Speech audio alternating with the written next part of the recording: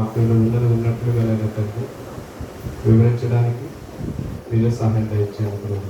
వాక్యంలో ఉన్నటువంటి మాటలైన తండ్రి మేము అపార్థం చేసుకోకుండా అర్థం చేసుకుని ప్రభు మా యొక్క జీవితాలు ఎలా ఉన్నాయో నేను తండ్రి మమ్మల్ని పరీక్షించుకొని మాలో ఉన్నటువంటి లోపాలను తీసివేసుకుని ప్రభు మమ్మల్ని మేము కడుగుకొని నేను తండ్రి పరిశుద్ధత కలిగి ఈ లోకంలో జీవించడానికి మీరు చూపించినటువంటి ప్రేమను బట్టి మీకు అనేటువంటి స్థాయిలో ప్రభు వచ్చిన బిడ్డలైన తండ్రి సహాయం దయచేయని ప్రభు ఆరోగ్యంగా సహాయం దయచేయని ప్రభు వెనగడచేది గ్రహించే మనస్సు ఇక్కడ కూడి ఉన్న ప్రతి ఒక్కరికి సహాయం దయచేయని ప్రభు చిన్నల మొదలుకొని పెద్దల వరకు అయిన తండ్రి వాక్యానుసారమైన జీవితం జీవించడానికి ఆత్మీయ జీవితం జీవించడానికి మీరే సహాయం చేస్తారని నమ్ముచున్నాను ప్రభు. అవును తండ్రి సమయాన్ని వృధా చేయకుండా సమయాన్ని నేను తండ్రి వ్యర్థపరచకుండా సమయాన్ని గుర్తిరిగి సమయోచితమైనటువంటి ఆలోచనలు కలిగజేసి ప్రభు నాలోని నేను తండ్రి మార్పు అనేది తప్పించుకు ప్రభు. మార్పు లేనిదే మేము ఏది కూడా నేను తండ్రి మేము ఎదరికి ముందుకు కొనసాగలేదు ప్రభు.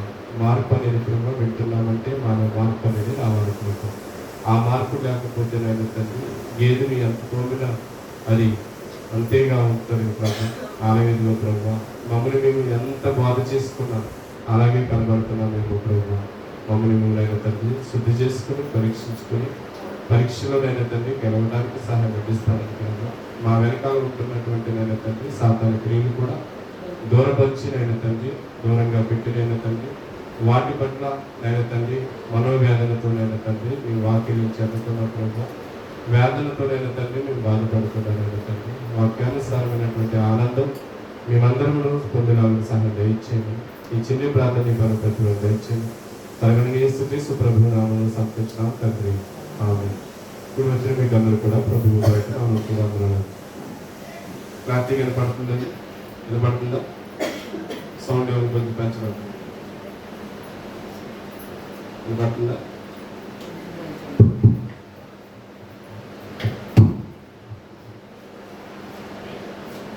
యేసుక్రీస్తు ప్రభువు వారు అనేక సందర్భాలు మాట్లాడుతూ ప్రస్తావిస్తూ ఏది చేసినప్పటికీ కూడా యేసుక్రీస్తు ప్రభువు వారు ఉన్నతమైన లోకాన్ని చూపిస్తూ ఆ లోకాన్ని జయించడానికి మనం పొందుకోవడానికి ఎన్నో కష్టాలు పడ్డారు. ఆయన ఎంత కష్టపడ్డారంటే ఏది చేసినా ఆయన ప్రతి కార్యక్రమం వెనక ఒక వింత అనేది ఉంటూ ఉండేది. ఏ కార్యక్రమం అయినా సరే ఆయన తలపెట్టినటువంటి ఏ కార్యక్రమైనా దాని వెనకాల ఉన్నటువంటి భావం ఆలోచన అంతా కూడా యేసుక్రీస్తు ప్రభువు వారు మనకి చూపించడానికి ఆయన ప్రేమను వెల్లడించడానికి మాత్రమే. అది ఎలా చేశారంటే ఆయన చేసిన ప్రతి కార్యక్రమం కూడా ఉదాహరణకి ఆయన ఏ కార్యక్రమం తలపెట్టినా ఆయన ఉపమానం లేనిది ఏది కూడా చెప్పలేదు. ఎందుకు ఉపమానంతో చెప్పేవారంటే యేసుక్రీస్తు ప్రభువు వారు ప్రజలకు మనం ఎలాగైతే అర్థం చేసుకోమో అర్థం చేసుకోలేని వారికి అర్థం చేసుకునేలా ప్రతి మాట కూడా సున్నితంగా మాట్లాడేవారు. అర్థం చేసుకునే ఆలోచనతోటే మనకి చెప్పడం అనేది జరిగింది. అలాగే యేసుక్రీస్తు ప్రభువు వారు చాలా కాలం 33.5 సంవత్సరాలు కూడా ఆయన ఏది చూసినా ప్రవర్తన గురించి మాట్లాడుతూ ఉండేవారు. ఆయన ఏది చేసినప్పటికీ కూడా ఏ ఆశ్చర్య కార్యాలు చేసినప్పటికీ కూడా ప్రతి ఆశ్చర్య కార్యం అబ్బా అన్నట్టుగా ఉండేది, అమ్మో అన్నట్టుగా ఉండేది. ఆయన కార్యం ఏది చూసినా చూడండి చాలా అమూల్యమైనదిగా విలువైనదిగా కనబడుతూ ఉంటుంది. అలాంటి సందర్భంలోనే మనం ఆలోచించుకుంటూ మీరు వింటున్న ప్రతి మాట కూడా ఎలా ఉండాలంటే నిజంగా నేను మీతో ఉన్నాను అనే ఆలోచన కలిగి మీరు వినాలి. అది యేసుక్రీస్తు ప్రభువు కోరుకునేది. మొట్టమొదటి నుంచి ఆయన కోరుకునేది ఏంటంటే మీరు వింటున్నటువంటి మాట ఏదైతే ఉంటుందో ఆ మాట నేను మీతో ఉంటున్నాను అన్నట్టుగా మీరు వినాలి. మీరు ఎప్పుడైతే అలా స్వీకరిస్తారో మీలో ఉన్నటువంటి లోతైనటువంటి బాధలు ఏదైతే ఉందో లోతైనటువంటి ఏదైతే అనాలోచితమైనటువంటి ఏదైతే ఉందో ఈ అనాలోచితమైనది ఈ లోతైనటువంటి బాధ ఏదైతే ఉందో ఈ బాధనంతటిని కూడా తీసివేసుకోవటానికి మీకు ఒక స్తోత్రం చెప్తున్నాను. ఏంటంటే నేను మాట్లాడే ప్రతి మాట కూడా నేనున్నానని మీరు నమ్మండి. నేనున్నానని మీరు నమ్మండి. నేను మీతో మాట్లాడుతున్నానన్న విషయాన్ని మీరు గుర్తిరిగి వాటిని వినటానికి ప్రయత్నం చేయండి. లేదు ఏదో చెప్పారు ఏదో వెళ్ళిపోయారని కాదు, కానీ నేను చెప్తున్నాననే మాట, వింటున్నాననే ప్రవర్తన, ఆలోచన ఎప్పుడైతే దృఢంగా మనసు కేంద్రీకరిస్తాదో అప్పుడు మీరు నా మాటలు వినగలుగుతారని యేసుక్రీస్తు ప్రభువు వారు బోధ చేస్తున్నారు. ఏ బోధ చేసినా, ఏ మాట చెప్పినా, చిన్నవారు మొదలుకొని పెద్దవారి వరకు, వృద్ధాప్యం వారు అయిన వారి వరకు కూడా వేరు సెపరేట్ కాదు. బాగున్నారు. ఎప్పుడైతే యేసుక్రీస్తు ప్రభువు వారు మాట్లాడుతున్నారో ఎలాంటి మనిషి అయినా వినటానికి ప్రయత్నం చేశాడు, ఎలాంటి మనిషి అయినా మారటానికి ప్రయత్నం చేశాడు. ఎందుకయ్యా అంటే చిన్నవారికి చిన్నగా వినిపించేది, యవనస్తులు ఆలోచించే థాట్లో ఉండేది, వృద్ధాప్యంలో ఉన్న వారికి ఎలాగైతే అర్థమవుతుందో అలా అర్థం చేస్తుంది. ఎక్సలెంట్ ఏంటంటే అందరికీ అర్థమయ్యేదండి ఆయన మాట్లాడింది. ఒకరికి ఒకలా ఉండేది కాదు. అర్థమవుతుందా? యవనస్తులుగా అర్థం చేసుకునేవారు, వృద్ధాప్యంలో ఉన్నవారు వృద్ధాప్యంలో అర్థం చేసుకునేవారు, చిన్నపిల్లవాళ్ళు బాలుగా అర్థం చేసుకున్నారు. ఏంటంటే ఆయన దగ్గర ఉన్న టెక్నిక్ అంటే వినాలి. మొట్టమొదట వినాలి.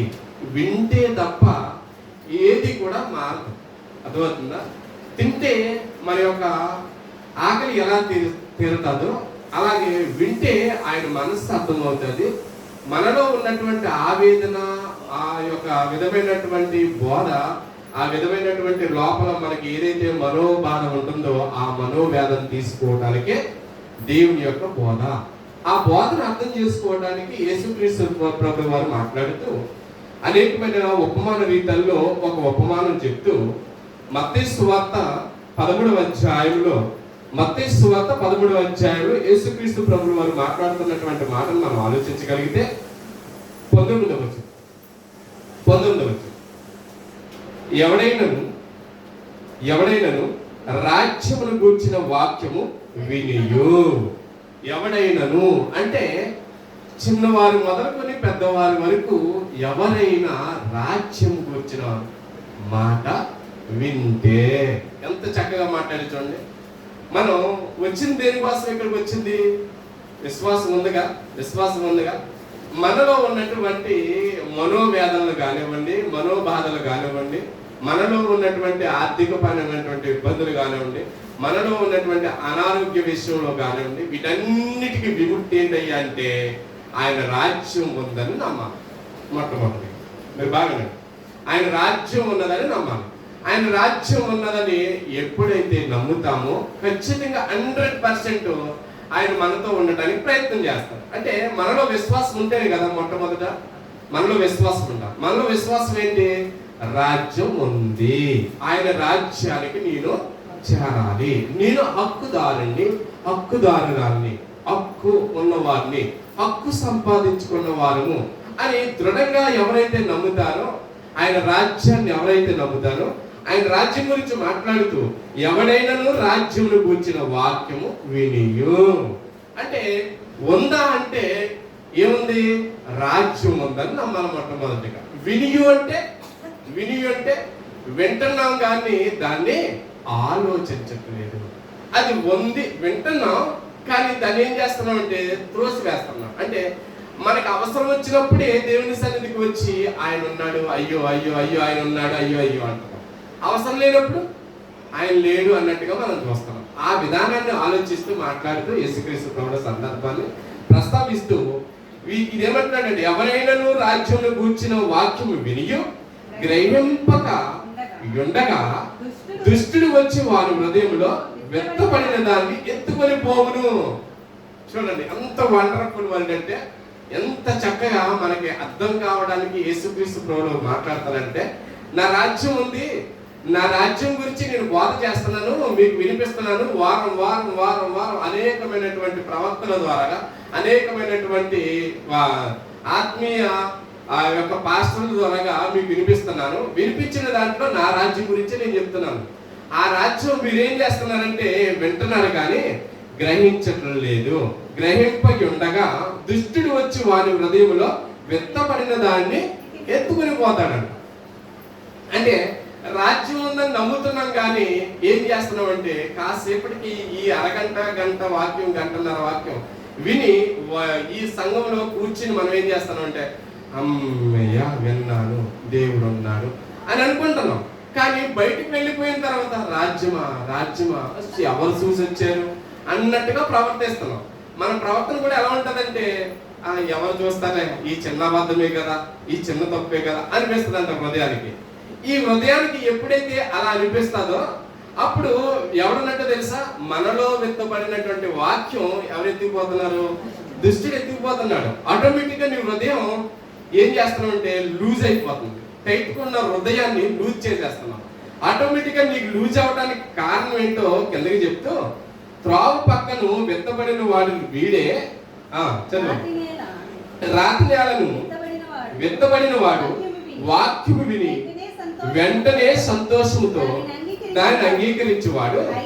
అయితే అతనిలో వేరు లేనందున అతడు కొంతకాలము నిలిచును గాని, ఏమంటున్నాడు ఇక్కడ, కొంతకాలం నిలుస్తాడు. ఎవడు నిలుస్తాడు?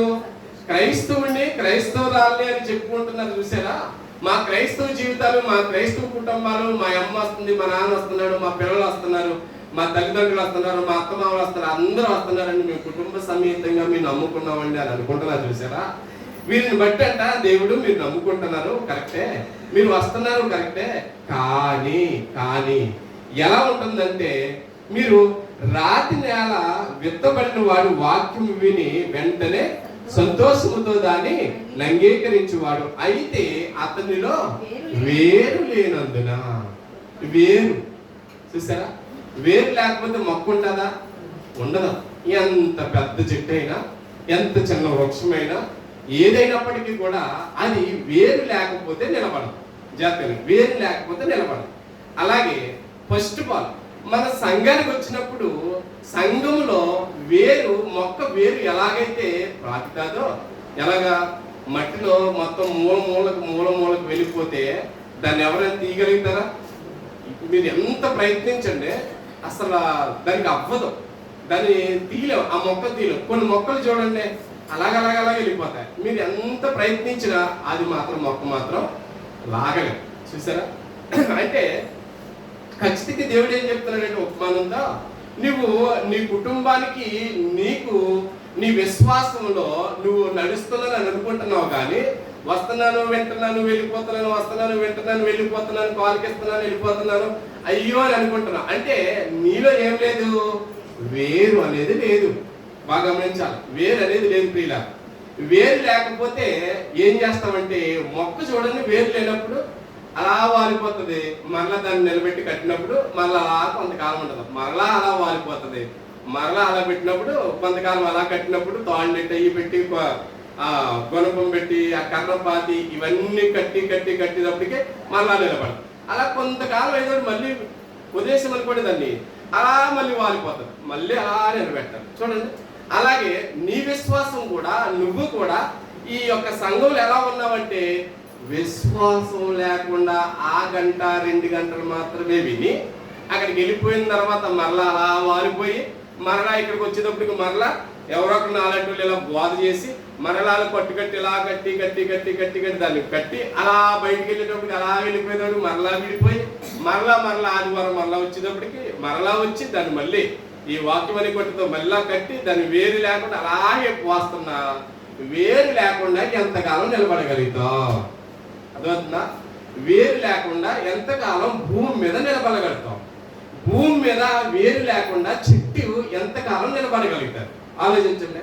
ఒక చెట్టు వేరు లేకపోతే ఎలాగైతే నిలబడదో, నువ్వు కూడా సంఘములో వేరు అనే వాక్యం లేకపోతే, నీలో దృఢంగా నమ్మకం విశ్వాసం అనేది లేకపోతే, ఖచ్చితంగా ఆయన రాజ్యం ఉందని నమ్మకపోతే, ఏదో అవసరానికి వచ్చి వెళ్ళిపోయి అక్కడ మళ్ళీ కట్టించుకుని మళ్ళా ఇంటికి వెళ్ళి వారిపోయి మళ్ళా వచ్చి ఆయన చేత ప్రార్థన చేయించుకుని మళ్ళా వాక్యం చెప్పించుకుని అమ్మయ్య నేను నిలబడ్డాను అని అనుకుని నీ మనసులో అనుకుంటున్నావు, కానీ మరలా బయటకు వెళ్ళిపోయిన తర్వాత మరలా వాలిపోయి మంచం ఎక్కేసి అమ్మో ఇవన్నీ చుట్టూ నాకు అన్ని సమస్యలు దేవుడు నాకు పెడతాను, అమ్మో నేను నిలబడలేను అని చెప్పి మళ్ళీ అక్కడ ప్రార్థన జరుగుతుంది, అక్కడికి వెళ్ళిపోయి పరిగెట్టి వెళ్ళిపోయి అక్కడ స్వస్థ జరుగుతుంది, ఇక్కడంట అక్కడంట, మళ్ళీ వేరే సంఘానికి వెళ్ళి మళ్ళీ ఇంటికి వెళ్ళి మళ్ళీ వచ్చి మళ్ళీ సంఘానికి వచ్చి మళ్ళీ.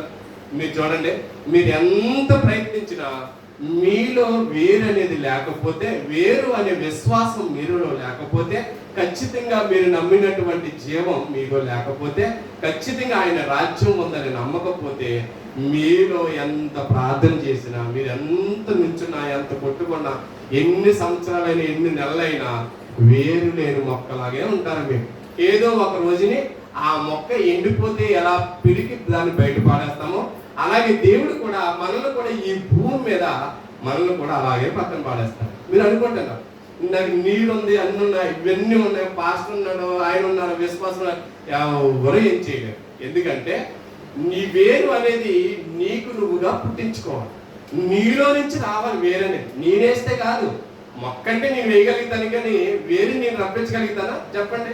అన్నా ఉన్న విశ్వాసం మీరు నేను ప్రార్థన చేయగలుగుతాను కానీ నేను మీ కార్యక్రమం నేను చేస్తానా? చేయను. ఎందుకు చేస్తాను? చేయను కూడా. అలాగే మీరు ఎలాగైతే ఈ మొక్క అనే దాన్ని వేరు లేకుండా అది ఎలా అయితే పాడైపోతుందో, మీరు కూడా మీ బాధ్యత కలిగి జీవించడానికి ప్రయత్నం చేయండి. అదే చెప్తున్నాడు దేవుడు. మీరు వింటున్నారు కానీ ఎవడైనాను రాజ్యంలో కూర్చిన వాక్యం వినిగి గ్రహింపక ఉండగా దుష్టుడు వచ్చి వారి హృదయంలో విత్తబడిన దాన్ని ఎత్తుకొని పోతున్నాడంట. ఇప్పుడు నేను చెప్తున్నాను, గంటలు ప్రతి వారం దేవుని యొక్క వాక్యాన్ని ఎవరొకరిలో చెబుతున్నాం, దాసులుగా చెప్తున్నాం. మేము ఈ విత్తుతున్నాం దీన్ని వాక్యాన్ని. ఏం చేస్తున్నాడు దుష్టుడు? ఎత్తిపోతాడు. ఎందుకు ఎత్తిపోతున్నాడు? వేరు లేనందున. వేరేసుకోవాల్సింది ఎవరు? మీరు. విశ్వాసం ఉన్న మీరు వేరుని ఏర్పాటు చేసుకోవాలి. వేరంటే ఒక పిల్లవాడు ఒక వేరు, తల్లి ఒక వేరు, అమ్మ ఒక వేరు, తండ్రి ఒక వేరు. చూడండి, వేర్లు అంటే వేరేది అనుకోకండి. కుటుంబంలో కుటుంబ సఖ్యగా ఉన్నటువంటి ఎవరైతే ఉంటున్నారో వారే వేరులు. ఒక కుటుంబం నిలబడాలంటే తల్లిదండ్రులు ఉంటే ఒక కుటుంబం నిలబడతారు. అలాగే తల్లిదండ్రులకి పిల్లలుంటే దాన్ని చక్కటి కుటుంబం అంటారు. ఇలాగ ఇరుగురు కుటుంబం అంతా కూడా కలిసి ఉంటే అబ్బా నెంబర్ 1 కుటుంబం రా అంటారు. అలాగే కుటుంబం అంతా కలిసి ఏం చేయాలంటే వేరులా ఉండాలి. దేవుని సంఘంలో ఎలా ఉండాలి? వేరులా ఉండాలి. ఒక్కొక్కడు ఒక్కొక్క వేరు వేసామంటే ఆ వేరు నుంచి ఒక 4-5 వేర్లు తెగిపోయినా ఆ వేరు మాత్రం ఒక్కొక్క మొక్క చూడండి, ఆ వేరు ఎలా ఉంటుందో తెలుసా? ఒక వేరు కిందకంతా వెళ్ళిపోతుంది. నువ్వు అన్ని వేరులు కట్ చేసినా ఆ వేరు మీద ఏం చేస్తుంది? మొక్క నిలబడతారు. దాని యొక్క జీవం ఎలా ఉంటుందంటే అందరికీ ఏం చేస్తుంది? నీడనిస్తుంది, అన్ని చేస్తుందండి. ఎందుకు చేయగలుగుతుంది?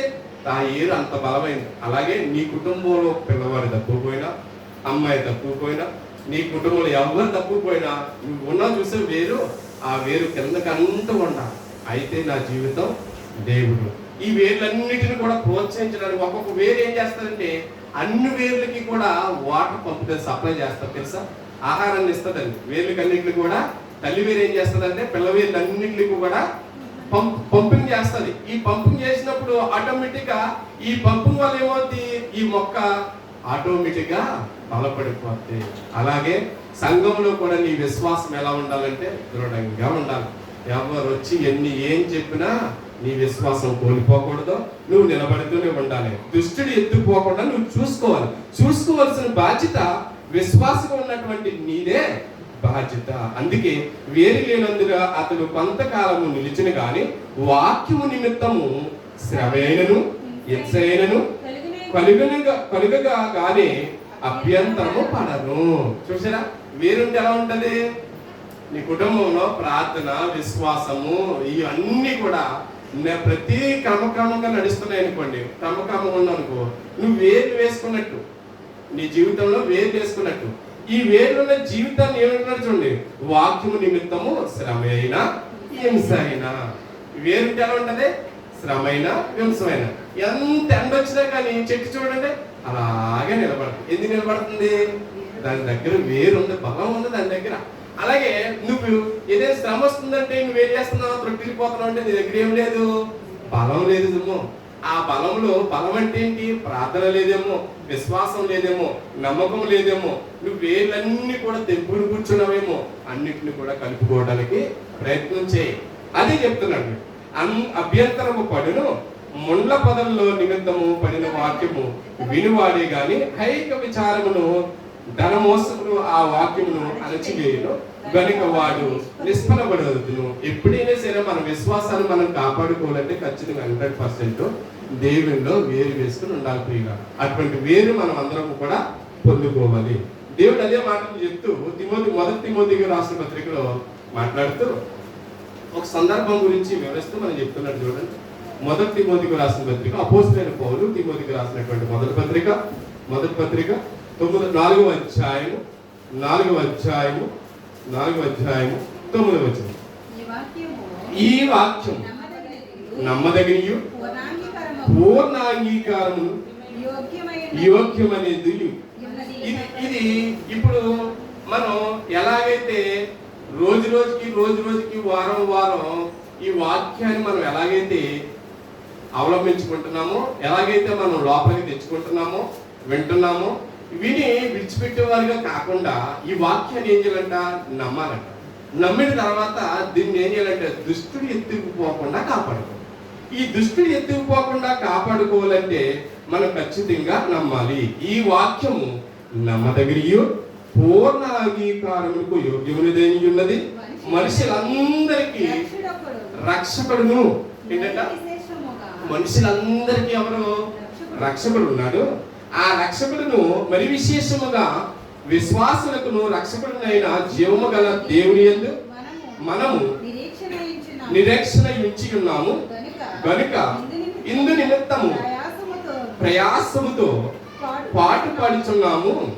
ఈ సంగతుల ఆజ్ఞాపించి బోధించుము. ఇది చెప్తున్నాడు. చూడండి, ఇక్కడ ఏమన్నాడు? అపొస్తలుడైన పౌలు ఏమన్నాడంటే మొదటి సంగతి చెప్తూ మాట్లాడు, జీవము గల దేవుని యందు మనము నిరీక్షణ ఉండాలి.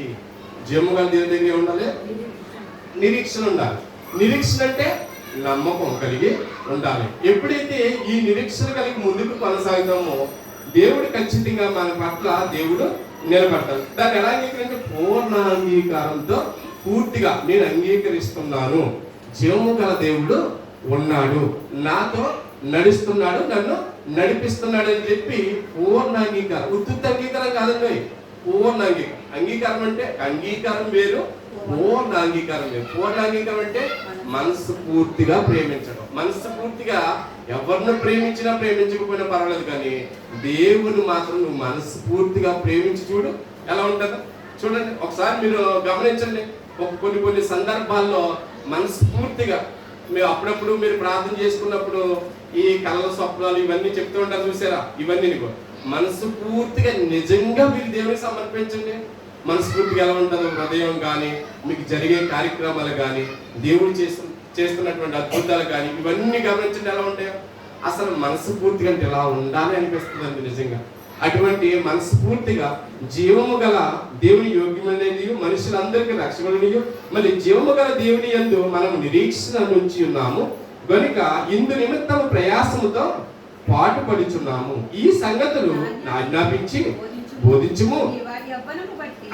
నీ యవ్వనమును బట్టి ఎవడను నిన్ను తృణీకరింపనీయకుము కానీ, చూడండి, మొట్టమొదటి మాటతోను ప్రవర్తనలోను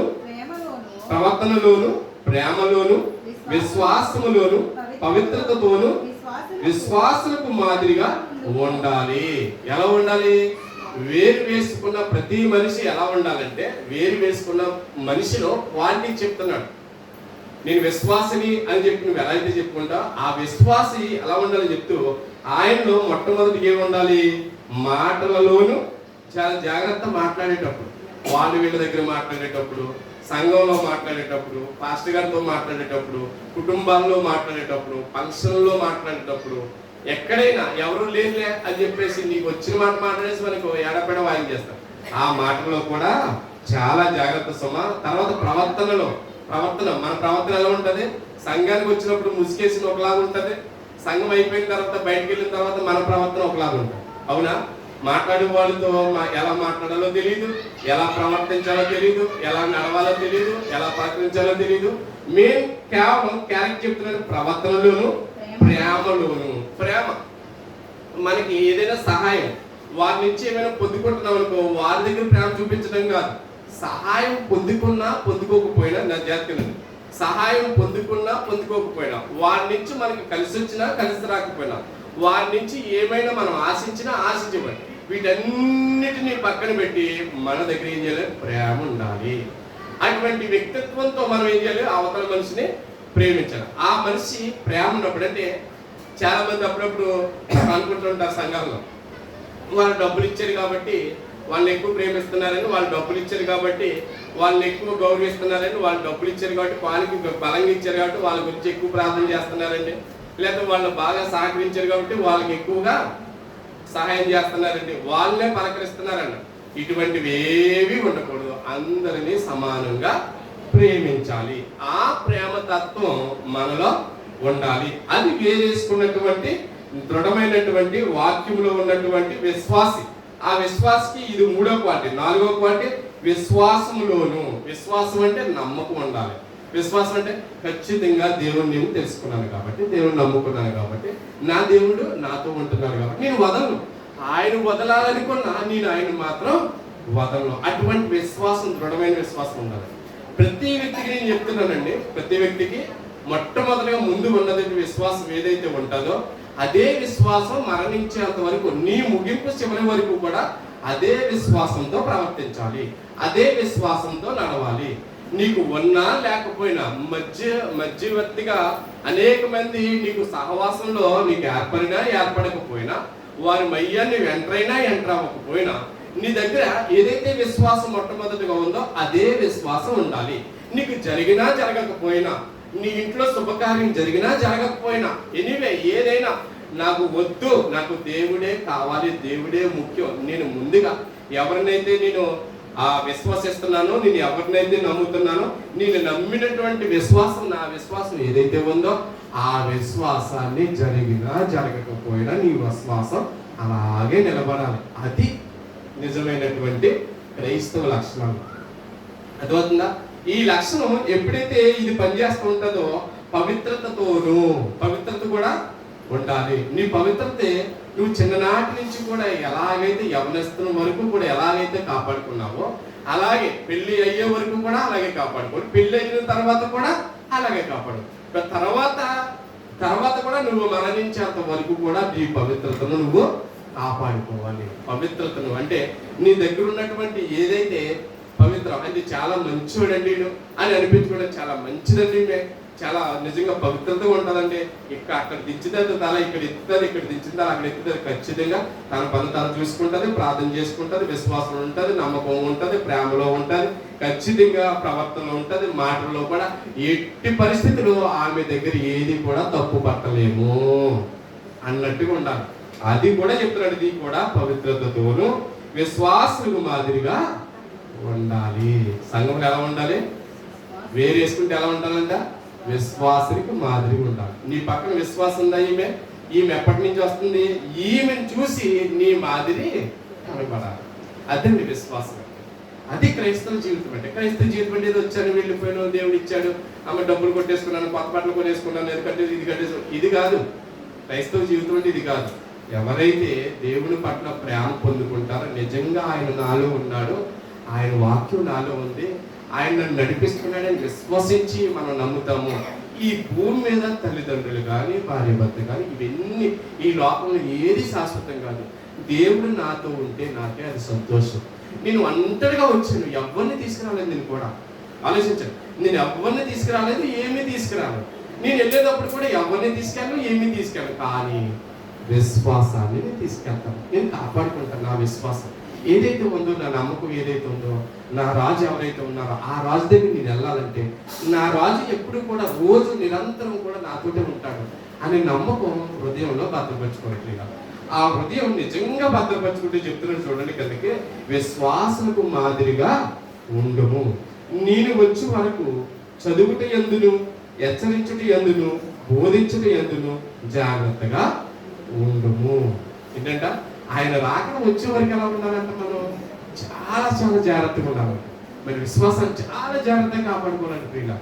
అలా ఎప్పుడైతే ఉంటామో అప్పుడు దేవుడు చూపించినటువంటి కార్యాలు కానివ్వండి, ఏదైనా సరే మనలో నమ్మకం, విశ్వాసం ఉండాలని ఆ విశ్వాసాన్ని పోటీ చేస్తూ యోహాను సువార్తలో మాట్లాడుతూ యోహాను సువార్తలో మాట్లాడుతూ యేసుక్రీస్తు ప్రభువు అనే డైరెక్టర్ మాట్లాడుతూ ఒక గుడ్డి వారితో మాట్లాడుతూ ఆ సంభాషణ మనం ఆలోచించగలిగితే యోహాను సువార్త 9వ అధ్యాయం, యోహాను సువార్త అందరికీ తెలుసు కదా, బాగా ఆలోచించు, కొంచెం కాసేపు డెప్త్గా ఆలోచిద్దాం. యేసుక్రీస్తు ప్రభువు వారు వెళ్తుంటే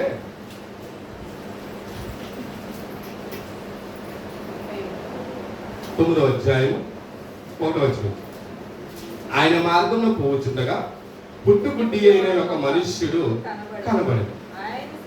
ఆయన శిష్యులు బోధకుడా, వీడు గుడ్డివాడై పుట్టుటకు ఎవడు పాపము చేసెను, వీడా వీని కన్నవారా అని ఆయన అడిగారు. చూడండి, ఈ ప్రశ్న మీరు ఆలోచించుకుంటే చాలా జాగ్రత్తగా.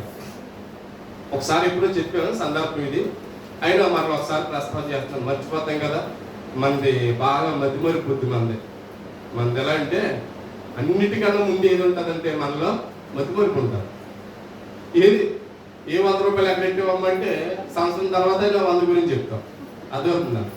కానీ ఈ వాక్యం ఎప్పుడు చెప్పారంటే అది గుర్తుండదు. ఇది మతిమరుపు అంటే దేవుడు దుష్టుడు ఏం చేస్తాడంటే లోపల నాటబడిన దాన్ని ఎత్తుకుపోవడానికి ప్రయత్నం చేస్తున్నాడు. ఆ కేటగిరీలో నిజంగా ఉన్నామో లేదో ఆలోచించుకోండి, నిజంగా ఉన్నాం.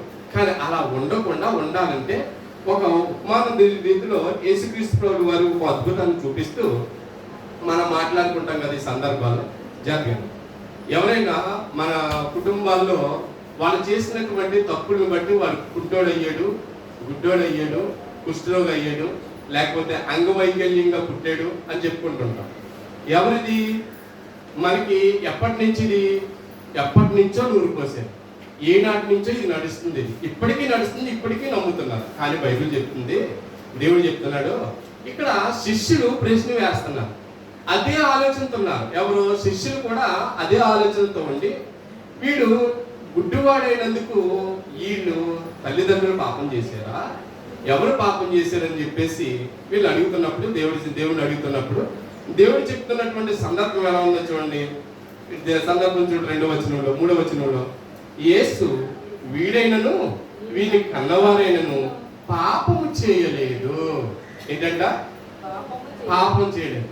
చూడండి, మీ ఇంట్లో ఎవరైనా ఒక అంగవైకల్యం అంటే ఎవరైనా చెయ్యి వంకర కానీ కాలు వంకర కానీ కలిగిన వారు ఎవరైనా ఉన్నారనుకోండి, వారిని చూసామనుకో, మీ అమ్మ ఎప్పుడో పాపం చేసింది, లేదా మీ తాత ఏదో తప్పు చేసాడు, అందుకనే మీ కుటుంబంలో ఇలా అంగవైకల్యంగా పుట్టారు అని అంటూ ఉంటారు. చూడండి, నెత్తిగా మాట్లాడినా, లేకపోతే చెవి వంకరైనా, చెవిటోడైనా, ఎవరినైనా గమనించండి మీరు ఖచ్చితంగా. ఈ సహజంగా మనుషుల్లో ఉన్నటువంటి ఆలోచన ఏదైతే ఉందో ఈ ఆలోచన అంతా కూడా మనుషుల యొక్క ఆలోచన. ఇదంతా కూడా అంటే ఇప్పుడు మనం అనుకున్న ట్రెండ్ కాదు ఇది. అప్పట్లోనే ఆ రోజుల్లోనే యేసుక్రీస్తు ప్రభువు వారు ఉన్న కాలంలో అంతకు ముందు ఉన్నటువంటి శిష్యులు కూడా అదే ప్రస్తావనలో అదే ఆలోచనలో ఉన్నారు. ఆ ఆలోచన మనం ఎంత వాక్యం ఉన్నప్పటికీ కూడా, ఎంత సత్యం ఉన్నప్పటికీ కూడా మనలో ఒక విధమైనటువంటి మనసు ఉండిపోతుంది. ఏంటంటే అవును, అది అవును కదా, అది తప్పు చేశాడు కదా, అందుకే ఎలా ఉన్నాడు, ఈమె తప్పు చేసింది, అందుకే కుటుంబంలో ఎలాంటిది వచ్చింది అని చెప్పేసి జరుగుతూ ఉండే. చూడండి, అదే సందర్భాన్ని మాట్లాడుతూ వీడైనను వీని కన్నవారైనను పాపం చేయలేదు. ఇది క్లారిటీ కదా. దేవుడు ఏం చెప్తున్నాడు? అలా పుట్టడానికి వీళ్ళు ఎవరు కూడా హక్కుదారులు కాదు. కానీ బాగా గమనించవలసింది ఇక్కడ ఏంటంటే దేవుని క్రియలు వీరి యందు ప్రత్యక్షపరచుటకే. దేనిందంట? దేవుని స్తోత్రం. దేనిందు? దేవుని క్రియలు ఏవైతే దేవుని కార్యక్రమాలు, దేవుని పనులు ఉంటాయో ఇవి దేవుని యొక్క క్రియలు ప్రత్యక్షపరచడానికి. బాగా గమనించాం. ఇప్పుడు వరకు అనేక సార్లు మనం ఏమనుకున్నాం? పిల్లలు పుట్టలేదు, 10 సంవత్సరాలు అయిపోయింది, 5 సంవత్సరాలు అయిపోయింది, 6 సంవత్సరాలు అయిపోయింది అని ఎలాగైతే అనుకుంటున్నామో, చాలా జాగ్రత్తగా ఎలాగైతే అనుకుంటున్నామో మనం అనుకుంటాం. బయట వాళ్ళు ఏమంటారు? వాళ్ళు ఏదో తప్పు చేశారు, వాళ్ళు ఏదో పాపం చేశారు అని అనుకుంటారు. కానీ ఇక్కడ దేవుడు క్లారిటీ ఏమిస్తున్నాడంటే మీరు కానివ్వండి, నేను కానివ్వండి, ఎవరైనా సరే, లోకంలో ఉన్నవారు ఎవరైనా సరే దీని గురించి బాధపడడం అవసరం లేదు. ఎందుకంటే దేవుడు నా పట్ల ఏదో ఒక కార్యము దాచిపెట్టాడు అని నమ్మాలి. విశ్వాసం మొట్టమొదటిగా బాగా గమనించండి, బాగా అర్థం చేసుకోవాలి వాక్యం. ఎప్పుడైతే ఈ యొక్క ఆలోచన ఉంటుందో అలాగే ఒక్కొక్కడు బాగా చదివి జాబ్ రాలేదనుకో వారి కోసం కూడా దేవుడు ఏదో ఒక సాక్ష్యం ఎదురు పెడతాడు. అదవుతుందా? ఏదో ఒక సాక్ష్యం ఎదురు పెడతాడు. ఒక పెళ్లి అవ్వలేదు అనుకోండి, ఎన్నాళ్ళైనా పెళ్లి అవ్వట్లేదు, దేవుడు ఆయన యందు ఏదో ఒక కార్యం పెడతాడు ఖచ్చితంగా. అంటే ఖచ్చితంగా దేవుడు ఏమంటున్నాడు? దేవుని క్రియలను వీడి యందు ప్రత్యక్షపరచుటకే వీడు గుడ్డివాడిగా పుట్టెను. ఎంత అద్భుతం చూడు, ఎంత అద్భుతం చూడు. అలాగే ప్రతి విషయంలో కూడా నా భర్త బాగోలేదు, నా భార్య బాగోలేదు, నా పిల్లలు బాగోలేదు, నా మాట అంటలేదు, వీళ్ళు అటు ఇటు తిరుగుతున్నారు. ఒకవేళ నువ్వు బాధపడుతున్నావా? దేవుని యొక్క క్రియ చూపించడానికి వాళ్ళని కూడా వాడుకుంటాడు దేవుడు. ఏది కూడా వదలండి దేవుడు, ఏది కూడా వదలడు. చెట్టు మొక్క మొదలుకొని మనిషి వరకు కూడా ఈ భూమి మీద ఏదైతే ఉన్నాయో వీటన్నిటిని కూడా దేవుడు వాడుకుంటాడు. ప్రతిదీ వాడుకుంటాడండి, ఏదైనా వాడుకుంటాడు. ప్రతి వస్తువు కూడా దేవుడు వాడుకుంటాడు. అది మాత్రం మనసులో పెట్టుకోండి. ఏ వస్తువైనా దేవుడు వాడుకుంటాడు. అలాంటిది దేవుడు ఎందుకు వదిలేస్తాడు? గుడ్డోడిని వదలు. ఆ కార్యం చేయడానికి ప్రత్యేకపరులకు పుట్టెను.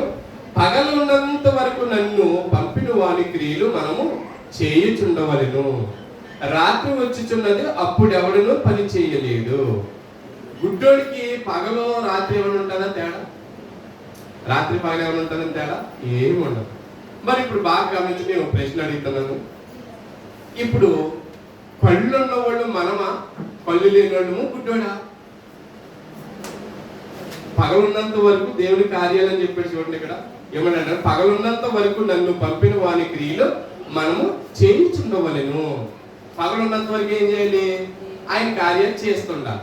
మరి ఇప్పుడు ఆయన కార్యాలు మనం చేస్తున్నామో చేయట్లేదా? పగలో చెప్పాలి. చేయట్లేదంటే ఎవరు గుడ్డోడు? మనం గుడ్డోడు. అర్థమవుతుంది బాగానే? మనం గుడ్డోడు కాదు. కళ్ళున్న గుడ్డోళ్ళలా ఉంటుందని చూసారా? మనం గుడ్డోడు. అందుకే అంటాడు దేవుడు ఏమంటాడు? పగలున్నంత వరకు దేవుడి కార్యాలు మీరు చెయ్యండి. ఏం చేస్తున్నావు చెప్పండి, ఏం చెప్తున్నావు? దేవుని కార్యక్రమం దేని గురించి వివరిస్తున్నావు? దేని గురించి చెప్తున్నాం. కానీ గుడ్డోడు చూడండి, ఏమీ లేకపోయినా అయినా దేవుడి కార్యాలు చేస్తున్నాడు.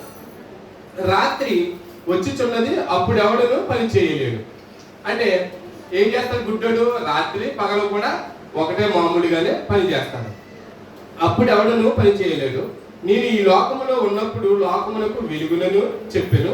ఆయన ఇట్లు చెప్పి నేల మీద ఉమ్ము వేసి ఉమ్మితో బురద చేసి వాని కన్నుల మీద ఆ బురద పూసి నీవు సీలోయము కోనేటికి వెళ్ళి అందులో కడుగుకొనుమని చెప్పాను.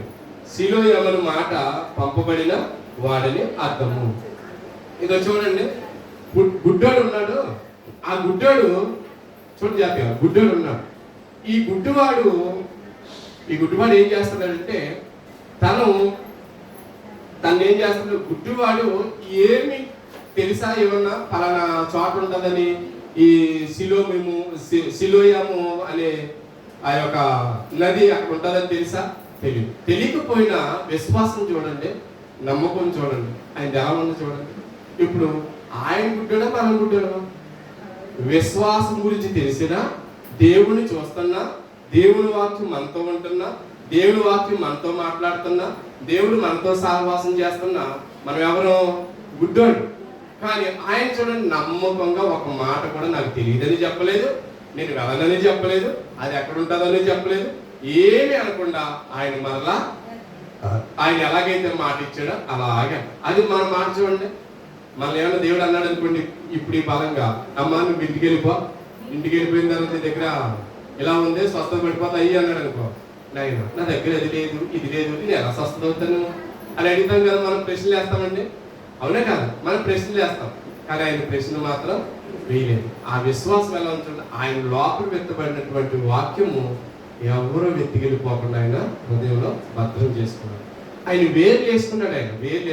వేరు చేసుకుని అలా నిలబడ్డాడు. ఆయన ఎంతమంది ఏమైనప్పటికీ కూడా, ఏమనుకున్నప్పటికీ కూడా ఆయన నిలబడి ఉన్నాడు. కాబట్టి ఆ గుడ్డివాడు ఆయన దగ్గర ఉన్నటువంటి ఆలోచన, ఆయనతో ఉన్నటువంటి దేవుని వాక్యం ఆలోచించండి. దేవుడు ఎంత గొప్పవాడంటేనండి, ఎవరిని కూడా ఉత్తినే వదిలేయడు, అందరినీ వాడుకుంటాడు. కానీ మన ప్రవర్తన విషయంలో, మన విషయంలో మనం జాగ్రత్త పడాలి. అదే విషయాన్ని మాట్లాడుతూ 19వ వచనంలో మాట్లాడుతుంది, గుడ్డివాడే పుట్టినని మీరు చెప్పు, మీ కుమారుడు వీడేనా? అలాగైతే ఇప్పుడు వీడే అలాగూ చూచుచున్నాడని వారిని అడిగింది. తల్లిదండ్రులు కూడా వచ్చిన తర్వాత కూడా తల్లిదండ్రులు మళ్ళీ వీడేనా అని ఆశ్చర్యపోయారు, అడిగారు, వీడే అని చెప్పారు. అయితే మరి ఏదో ప్రశ్న వేస్తున్నారు. ప్రశ్న ఏంటి? అందుకు వారి తల్లిదండ్రులు, వీడు మా కుమారుడనియు వీడు గుడ్డివాడిగా పుట్టిననియు మీ మెరుగుదము. ఎవరిని చాలా చేస్తానండి? గుడ్డోడైనప్పటికీ చూస్తారు, శుభ్రంగా చూడరు. గుడ్డోడైనప్పటికీ చూడరు.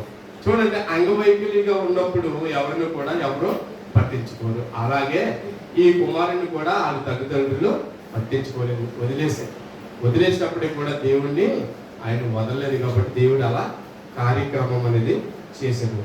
ప్రకటన గ్రంథం ముగిస్తారు. ప్రకటన గ్రంథము దేవుడు ఎందుకు తెలుగుతున్నాడు వీడు చెప్తూ, ప్రకటన గ్రంథము 3వ అధ్యాయం, ప్రకటన గ్రంథం 3వ అధ్యాయం 16వ వచనం. 16 ఎలా ఉండాలో చెప్తాడు. మీలో ఉన్న మీరు వెచ్చగానైనను చల్లగానైనను ఉండక నుడివెచ్చగా ఉన్నావు కనుక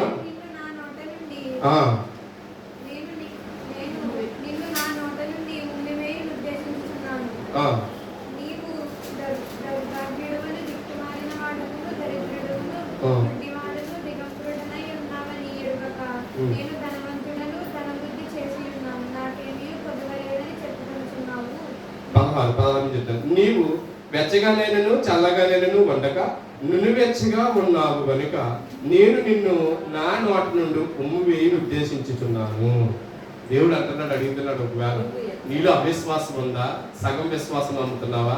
దేవుడు చేస్తాడేమో చేయడు, చేస్తాడో చేయడు అని నమ్మకం వస్తున్నావా ఒకవేళ అని చెప్తూ తిరుగుతున్నాడు. ఇక్కడ ఏమని తిరుగుతున్నాడంటే, ఏమంటున్నాడంటే దేవుడు 16 కదమ్మా, 16 చల్లగానైనను వెచ్చగానే నీవు చల్లగానైనను నేను వెచ్చగానైనను ఉండిని కదా మేలు నీవు వెచ్చగానైనను చల్లగానైనను ఉండక నునువెచ్చగా ఉన్నావా? ఒకవేళ అలా ఉండకూడదు.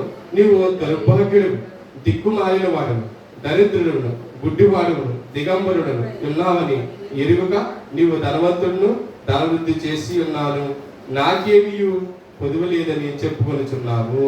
ఇక్కడ ఏమంటున్నాడంటే, ఒకవేళ నువ్వు మాటలు విని విడిచిపెట్టేవారి ఉంటే, నీ లోపల నాటబడినటువంటి ఏదైతే మాటలు ఉన్నాయో దుష్టుడు వెతుక్కుపోతుంటే కనుక నువ్వు ఒకవేళ వెచ్చగా ఉన్నావా, నువ్వు వెచ్చకున్నావా, చల్లవెచ్చుకున్నావా, అలా ఉండకు. ఏదో ఉంటే ఒకవైపే ఉండు. ఇంటికి వచ్చిన తర్వాత వేరు లేకుండా వెళ్ళిపోయి అలా అయిపోయి మరలా వేరే కట్టబడి మళ్ళీ వాకింగ్ చేసి, అమ్మయ్య నేను బలపడిపోయినని అనుకుంటున్నావా? అలా కూడా ఉండకూడదు. ఖచ్చితంగా నమ్మేవంటే నమ్మకంగా ఉండాలి. నీ ప్రవర్తన జాగ్రత్తగా చూసుకోవాలి, నీ నడవడిక జాగ్రత్తగా చూసుకోవాలి, నీ ప్రేమ జాగ్రత్తగా చూసుకోవాలి, నీ యొక్క ఆలోచన జాగ్రత్తగా చూసుకోవాలి. వీటన్ని పవిత్రతను జాగ్రత్తగా కాపాడుకోవాలి. అంటే నువ్వు ఒక మోడల్గా అలాగే కనబడాలి, విశ్వాసంగా కనబడాలి. ఎవరిని ఎవరు మార్చవసరం లేదు, కానీ మన ప్రవర్తనను బట్టే మన కుటుంబం మారాలి. అది మీరు ఉద్దేశించుకోవాల్సింది. ఖచ్చితంగా దేవుడు చెప్పవలసింది ఏంటంటే, నువ్వు వెచ్చగా ఉండొద్దు, నేను వెచ్చగా ఉండొద్దు, అలాగే చల్లబడి. కానీ నువ్వు నమ్ముకున్న దేవుడిని నువ్వు ఖచ్చితంగా 100% నువ్వు నమ్ము, విశ్వాసంతో ఉండు. ఖచ్చితంగా 100% ఆ జీవం ఉందని నమ్ము. ఆ జీవానికి మనం చేరాలనే ఉద్దేశంతో దేవుడు చెప్తున్నట్టు మాటలు మనం విని విడిచిపెట్టే వారిగా కాకుండా మనం బలపరుచుకుని మన యొక్క విశ్వాసాన్ని మనం బలంగా చూసుకోవాలి. ప్రేమ దేవుడు వల్ల అట్లాగే మనం అందరం ఉండాలని ఈ కొద్ది వాక్యం దేవుడు ఇచ్చిన సాక్ష్యాలు ఎవరైతే సాక్ష్యాలు చెప్పండి. సాక్ష్యాలు లేని వల్ల బాలాది కార్యక్రమాలకు వెళ్ళిపోయింది.